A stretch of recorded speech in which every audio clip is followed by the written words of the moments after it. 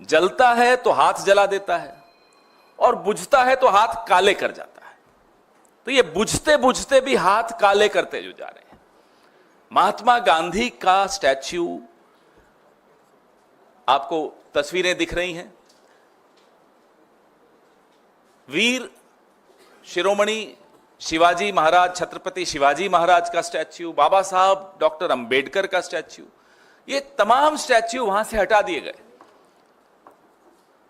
पीड़ा किस बात की है, खींच किस बात की है? पीड़ा इस बात की है कि ये जो one nation one reincarnation, one nation one god जो बनना चाह रहे थे, एक देश एक भगवान खुद जो बनना चाह रहे थे, उन्होंने कहा बीच चुनाव के कि महात्मा गांधी को तो कोई जानता ही नहीं था जब तक पिक्चर नहीं आई। लोगों ने जवाब दिया, 4 जून को करारा जवाब दिया। अब खींच निकालने के लिए उन्होंने महात्मा गांधी का स्टैच्यू वहां से उखाड़ दिया और धकेल दिया कहीं पीछे जाकर।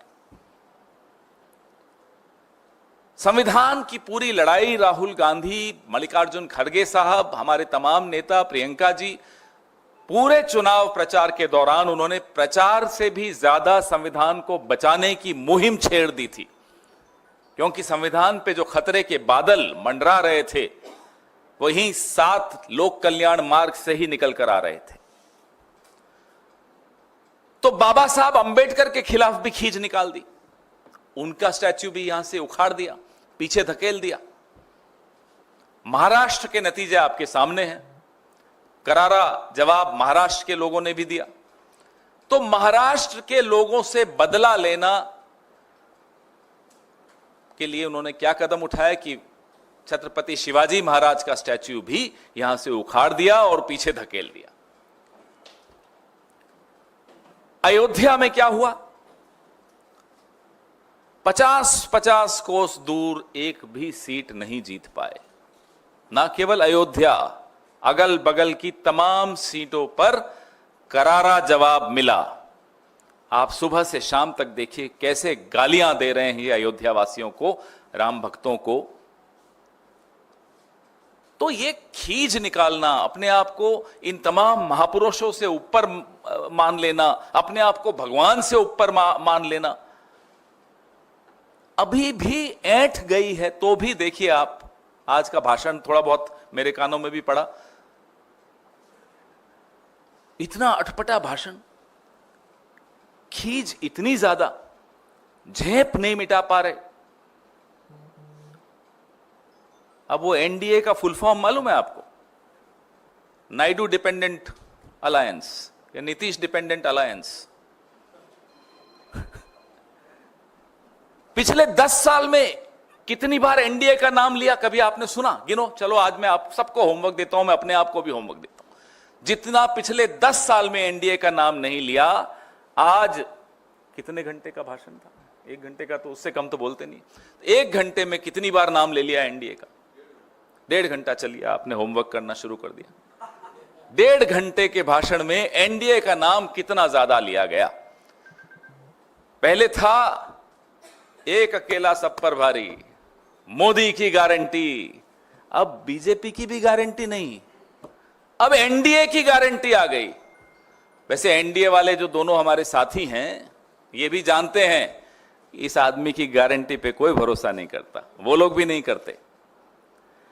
दुख इस बात का है कि आपकी जो खींच है हमसे निकालिए, निकालते रहते हैं, पिछले 10 साल से निकाल रहे हैं, राहुल गांधी से आप निकालते रहते हैं, निकालिए, हम मुकाबला करेंगे आपका।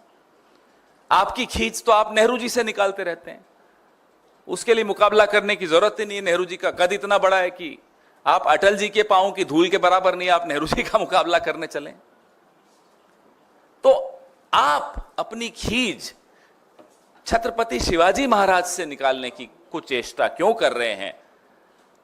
डॉक्टर बाबा साहब भीमराव अंबेडकर जी से आप अपनी खींच क्यों निकाल रहे हैं? उनकी क्या गलती थी? यही कि वो एक बहुत ही बढ़िया, बहुत ही उम्दा संविधान के शिल्पकार थे, जिससे मेरे और आपके हकों की रक्षा होती है। आप क्यों महात्मा गांधी के इतने खिलाफ हैं? ठीक है, आपके वैचारिक पूर्वजों ने जो किया वो किया, आपके वैचारिक पूर्वजों ने गांधी पर गोली चलाई, तो गोली चलाने से पहले वो भी झुके थे उनके सामने। जिस तरह से आज आप संविधान के सामने झुक रहे थे ना, हमारे मन में यही विचार आ रहा था कि जब राजीव जी की हत्या की, वो महिला भी राजीव जी को पहले हार पहनाया, उनके सामने झुकी और फिर हत्या की। तो आज मैं बड़ा घबरा रहा था जब ये संविधान के आगे झुक रहे थे। हम मांग करते हैं कि जो 2 कमिटियां बनी थी, ये मेरी प्रेस विज्ञप्ति में दोनों कमिटियों की जिक्र है। एक कमिटी है JPC on maintenance of heritage character and development of parliament house complex, और दूसरी है committee on installation of portrait statues of national leaders and parliamentarians in the parliament house complex. ये 2 कमिटियां हैं। आपको हैरानी होगी जानकर कि ये जो कमिटी है पोर्ट्रेट्स और स्टैच्यूज वाली, इसकी आखिरी मीटिंग 18 दिसंबर 2018 को हुई थी। 6 साल से कोई मीटिंग नहीं हुई है। और कल जब जयराम रमेश जी ने मुद्दा उठाया ट्वीट करके, 2 बजे उठाया था, लगभग 8 बजे ये जवाब देकर फिर झूठ बोलते हैं कि राजनीतिक दलों से बात हुई थी। किसी राजनीतिक दल से कोई बात नहीं थी। तो हम यह स्पष्टीकरण चाहते हैं, भारत की जनता को यह बताएं, महाराष्ट्र की जनता को बताएं। खैर, छत्रपति शिवाजी महाराज सिर्फ महाराष्ट्र के नहीं, हम सबके हैं, हम सबको बताएं। बाबा साहब अंबेडकर सबके हैं, महात्मा गांधी तो पूरे विश्व के हैं ही। हम सबको आप बताइए कि इन महान विभूतियों को हटाने के पीछे आपकी मंशा क्या है। क्या चाहते हैं आप कि हम इन लोगों की चरणों में बैठकर आपका विरोध नहीं कर सकें? हम करेंगे। हम जहां बैठ जाएं, माटी उन्हीं की है। ये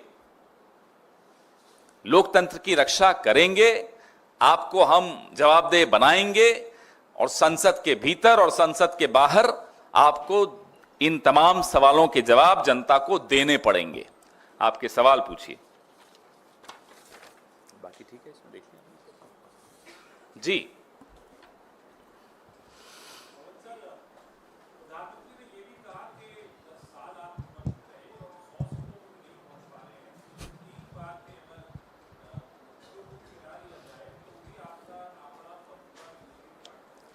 अब इस नतीजे के बाद जहां जिस राज्य से प्रधानमंत्री चुनाव लड़ते हैं वहां मुखी खानी पड़ी। इस नतीजे के बाद जहां प्रधानमंत्री का विनिंग मार्जिन 1.5 लाख और किशोरीलाल शर्मा जी का 1,66,000, उसके बाद भी अगर यही राग अलाप रहे तो साहब ये सुधरे नहीं है। अभी तो पहला डोज मिला था इन्हें जनता द्वारा, ये तो वैक्सीन का पहला शॉट है। 2 शॉट और 1 बूस्टर डोज, अभी 2 बचे हैं। ये पूरी ऐंठ ये जनता निकालेगी।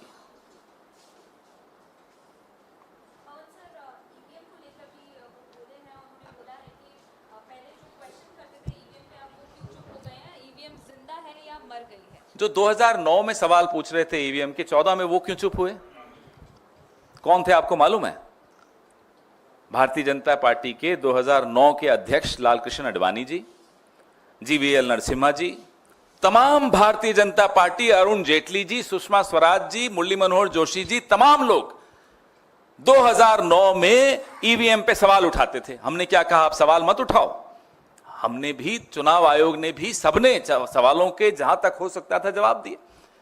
ये ऐसे छुई मुई व्यक्ति हैं कि न खुद सवाल झेल पाते हैं, न ईवीएम पे सवाल उठाने देते हैं। सवाल पूछ लिया क्या मतलब हमला कर दिया? सवाल हमला नहीं होता, सवाल सवाल होता है। उसका जवाब देने का मादा लाइए प्रधानमंत्री जी। अब जितने भी साल आपके पास हैं, महीने आपके पास हैं, हम नहीं जानते, हफ्ते आपके पास हैं, हमें क्या मालूम कितना है। लेकिन जितना भी समय अब आपके पास बचा है, एक आदत डाल दीजिए कि देश सवाल पूछेगा, देश का विपक्ष सवाल पूछेगा, देश का मीडिया सवाल पूछेगा, और उसका जवाब देना पड़ेगा। यह हमला नहीं है, सवाल है।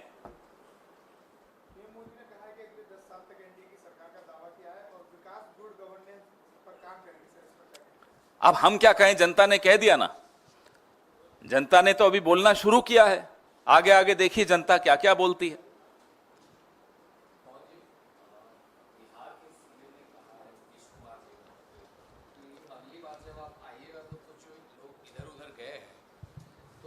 और जो सीटें ये लोग हारे हैं तो अगली बार उनको भी हराएंगे, तो कैसे देखते हैं नीतीश कुमार के बयान को? अब देखिए नीतीश जी ने आज क्या बोला मैं नहीं जानता, कल क्या बोलेंगे वो शायद मैं जानता हूं, बता दूंगा आपको जल्दी।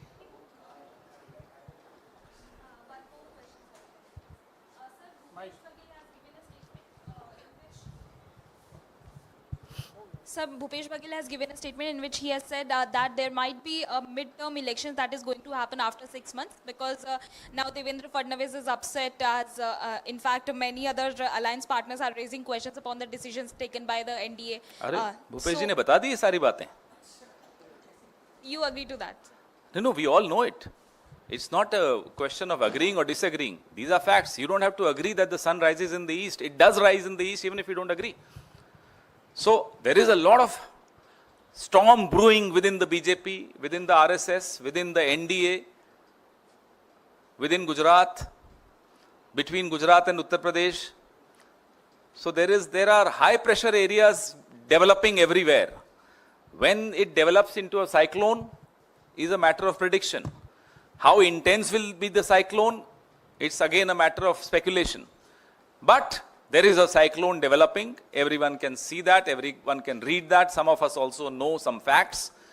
But let's wait. Let the next few weeks and months be exciting for all of us. Sir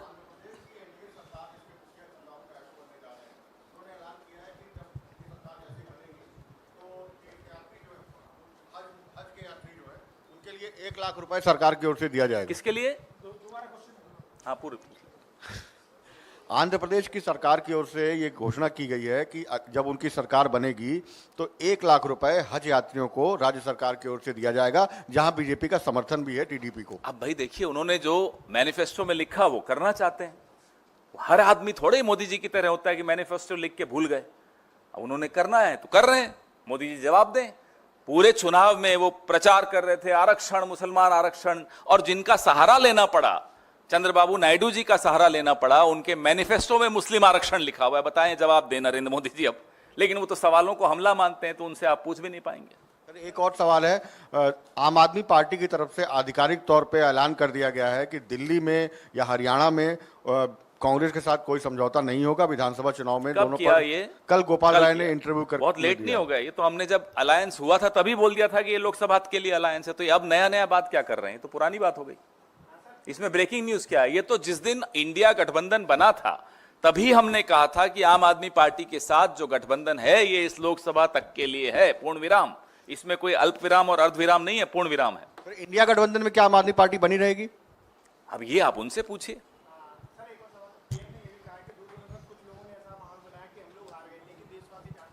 हम ना तो हारे हैं और ना हमारे संस्कार ऐसे हैं। विजय से उम्मीद पैदा नहीं होता, हम पराजित या उपहास भी नहीं करते। अब आपको हंसी आई जब सुना आपने? 10 दिन पहले कहा था कि मैं तो बायोलॉजिकली नहीं हूं अब बोल रहे हैं कि अब जो आदमी भगवान का ही वो अवतार हो उसके लिए वाराणसी में 3 राउंड हारना और फिर संघर्ष करते हुए जीतना, क्या इसको आप जीत मानते हैं?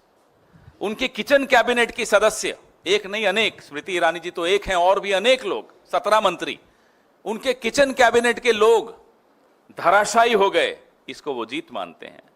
उनका विनिंग मार्जिन, उसी राज्य में राहुल गांधी लड़े 3,40,000 से जीते। राहुल जी के पड़ोस में किशोरीलाल शर्मा जी 1,66,000 से जीते। वहां वो 1.5 लाख में संघर्ष करते हुए, रेंगते हुए जाकर जीते। इसको आप जीत मानते हैं? प्रधानमंत्री जी को खुश हो लेने दीजिए। अब ये खुशी कितने हफ्तों की है, कितने महीनों की है, ये तो वो जो बायोलॉजिकल नहीं है ना, वो भगवान, वो वाला भगवान वो जाने। पवन जी अभी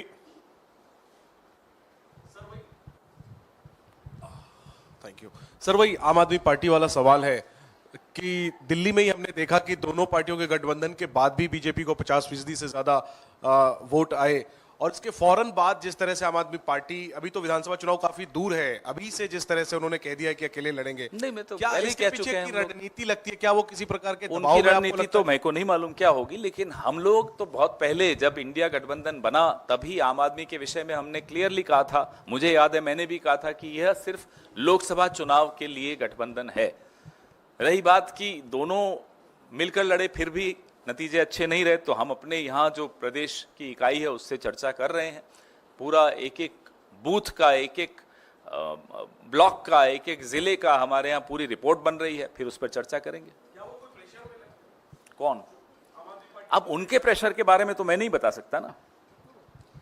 पवन जी, आज प्रधानमंत्री संसदीय के नेता चुने जाते उसके बाद जो है वैसे राहुल जी 3,90,000 से जीते हैं, मोदी जी को आज थोड़ा और इसलिए अच्छा किया आपने आंकड़ा खोल के बता दिया मुझे। एक बार दोहराना चाहिए, जिस राज्य से देश के नॉन बायोलॉजिकल प्रधानमंत्री 1,50,000 वोटों से जीते हैं, उसी राज्य में हमारे बायोलॉजिकल नेता राहुल गांधी जी 3,90,000 वोटों से जीते हैं, और उनके पड़ोस में एक और बायोलॉजिकल नेता किशोरी लाल जी, वो जीते हैं 1,67,196 वोटों से। दूसरे बायोलॉजिकल नेता हमारे किशोरी लाल शर्मा जी जीते हैं। पवन अब जी, वैसे मैं ये भी जानना चाहता हूं कि ये जो चंद्रबाबू नायडू जी और नीतीश कुमार जी हैं, ये दोनों बायोलॉजिकल हैं या वो ये भी अवतार है? क्योंकि अकेले बेचारे नरेंद्र मोदी जी नॉन बायोलॉजिकल, एक तरफ एक बायोलॉजिकल आदमी, दूसरी तरफ दूसरा बायोलॉजिकल आदमी, बड़ा अटपटा सा नहीं लग रहा आप लोगों को? बोलिए। पवन जी, नेता चुनने जाने के बाद प्रधानमंत्री जो है पूर्व उप प्रधानमंत्री लाल कृष्ण आडवाणी घर मिलने आते हैं, उनसे आशीर्वाद लेते हैं, माफी मांगने गए, आशीर्वाद नहीं। जबकि इससे पहले कई तस्वीरें और ऐसी हैं। उनसे नए जैकेट का रंग भी लेने गए कि जब मार्गदर्शक मंडल में जाने से पहले कौन सा रंग होता है, सब बोल रहे हैं पैरेट ग्रीन होता है, पैरेट ग्रीन होता है, तो उनसे सलाह लेने गए कि अब आने वाले दिनों में कौन से रंग के जैकेट पहनूं जिससे लोग मुझे मार्गदर्शक मंडप में नहीं धकेलने। बताएं कौन कौन धकेलना चाहता है? नागपुर वाले, नागपुर में भी 2 लोग हैं जो धकेलना चाहते हैं नो मार्गदर्शक मंडल से। उत्तर प्रदेश वाले, उनके जैकेट का रंग, उनका तो कपड़ों का रंग अलग होता है एकदम, वो भी धकेलना चाहते हैं। तो मोदी जी आज मुरली मनोहर जोशी जी से भी मिले, वहां भी पांव छू के माफी मांगी। अब वो तमाम लोगों से माफी मांग रहे हैं। वो दिन दूर नहीं है जब वो इस देश से भी माफी मांगेंगे।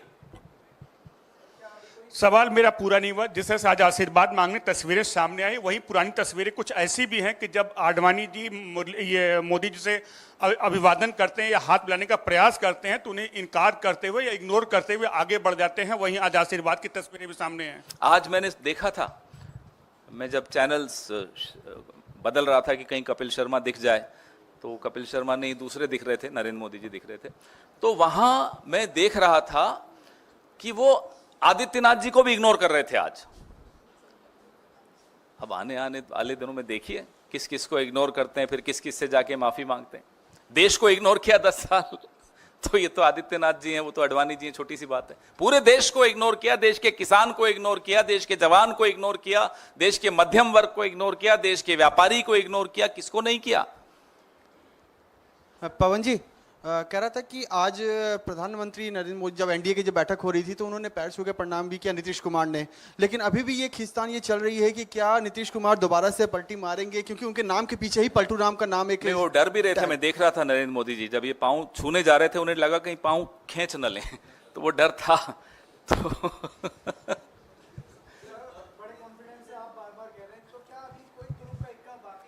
तुरुप की इक्का जनता के पास होता है, और तुरुप का इक्का हम लोग अगर चलते भी हैं तो जनता के आदेश पर चलते हैं। जब हमें लगेगा कि तुरुप का इक्का चलना चाहिए, हम सब जनता के आशीर्वाद से बिल्कुल चलेंगे। इसमें राजनीति कोई स्टैटिक नहीं होती, राजनीति बहुत डायनामिक होती है।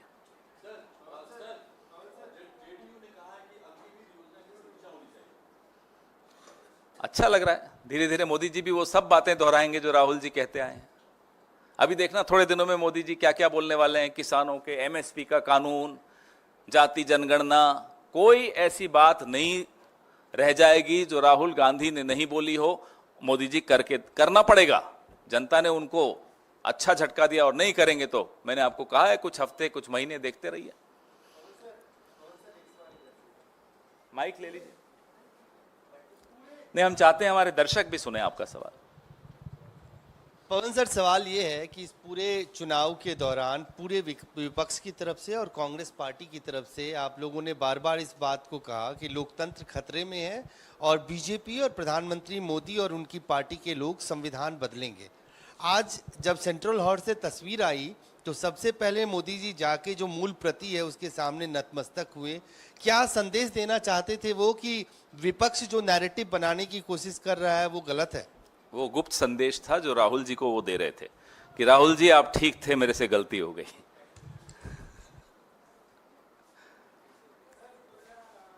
माइक लो, माइक लो। नहीं नहीं, जनता को सुनना चाहिए। सर क्या राहुल गांधी एलओपी बनेंगे? अब ये सवाल तो मेरे को क्या इसका जवाब मालूम हो, तो पार्टी निर्णय लेगी, ये थोड़े हम यहाँ बैठकर निर्णय ले लेंगे। बनना चाहिए या नहीं आपकी? मेरे मन की बात तो जाननी हो तो इसके बाद बैठते हैं, बहुत सारी बातें बताऊंगा। हाँ? मैं कह रहा हूं ना, सब अपनी, हमारा हक है कि हम अपनी बात सामने रखें पार्टी के नेतृत्व के सामने, फिर पार्टी का नेतृत्व तय करेगा।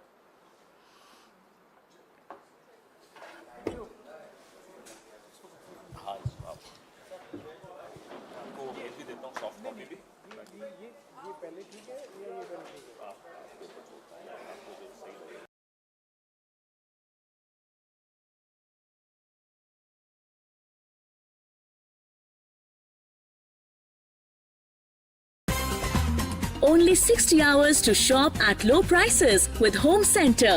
Up to 50% off on it. हाँ जी, शुरू करें।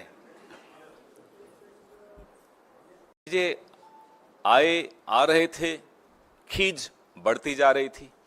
खींच साहब लोगों की ऐसी बढ़ी कि उन्होंने संसद के परिसर में, जहां हम लोग सब बैठकर संसदीय मर्यादाओं का, संविधान का और लोकतंत्र को बचाने के लिए जहां हम धरने पे बैठते थे, शांतिपूर्ण प्रदर्शन करते थे, बापू महात्मा गांधी जी का जो स्टैच्यू है, बड़ा ऐतिहासिक स्टैच्यू है, आप लोग अक्सर कैमराज में उसको दिखाते हो, और जैसा मैंने कहा, उन्हीं के चरणों में बैठकर, यही भाजपा जब विपक्ष में होती थी, ये लोग भी उन्हीं के चरणों में बैठकर हमारे खिलाफ विरोध करते थे और लोकतंत्र की रक्षा करते थे, संविधान की रक्षा करते थे। हम विपक्ष में आए, हम भी वही कर रहे थे। लेकिन ये एक अनोखे प्राणी हैं। वो बड़े बुजुर्ग कहते हैं ना, जो कोई व्यक्ति अगर बुराई का प्रतीक बन जाता है तो वो एक अंगारे के माफिक हो जाता है। जलता है तो हाथ जला देता है और बुझता है तो हाथ काले कर जाता है। तो ये बुझते बुझते भी हाथ काले करते जो जा रहे हैं। महात्मा गांधी का स्टैच्यू